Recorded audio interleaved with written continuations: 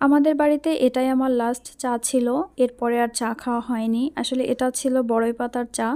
তো যাই হোক খেয়েছি, এটা খেতে খুবই বিশ্রী ছিল, তারপরও আমার সমস্যার জন্য খেতে হয়েছে। চা খাওয়ার পর একটা পাখা বাঁধতে চলে আসলাম, আর এই পাখাটা অনেক দিন ধরেই বোনানো ছিল, কিন্তু বাঁধা হচ্ছিল না। তো আজকে বেঁধে নিব, কারণ আমার মা বলছিল যে এটা ঢাকায় গেলে কিভাবে বাঁধবি। তো সেজন্যই আজকে বসে পড়েছি বাঁধার আর পাখা বাঁধার জন্য তো বাঁশের টনি লাগে। তো এখানে একটা শুকনো বাঁশের টনি নিয়েছি, এরপর মাপ মতো কেটে নিয়ে তারপর মাঝখান থেকে ফেরে নিয়েছি পাখা ঢোকানোর জন্য। এরপরে টনির মধ্যে পাখাটা খুব সুন্দর করে ফিটিং করে মাথায় একটু বেঁধে নিচ্ছি যাতে করে ছুটে না যায়।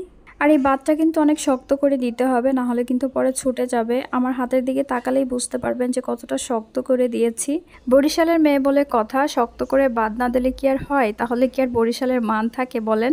বরিশালের মেয়েরা কিন্তু ঘরে বাইরে সমান তালে তাল মিলিয়ে কাজ করতে পারে। তারা যেমন রাঁধতেও পারে খুব সুস্বাদু করে, আবার বাহিরেও কিন্তু ফ্যাশন শো করতে পারে। তো যাই হোক, দুই মাথা খুব শক্ত করে বেঁধে এরপর আগাছাগুলো কেটে ফেলে দিচ্ছি। তারপর এখানে একটা সুই নিয়েছি, আর সুইয়ের মধ্যে যে বই সেলাই করে সেই সুতোগুলো গেঁথে নিচ্ছি।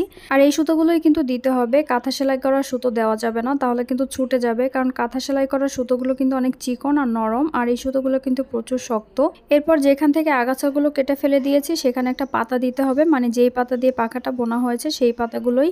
পাতাটা না দিলে কিন্তু আগাছা বের হয়ে থাকবে, পরে আস্তে আস্তে ছুটে যাওয়ার চান্স থাকবে।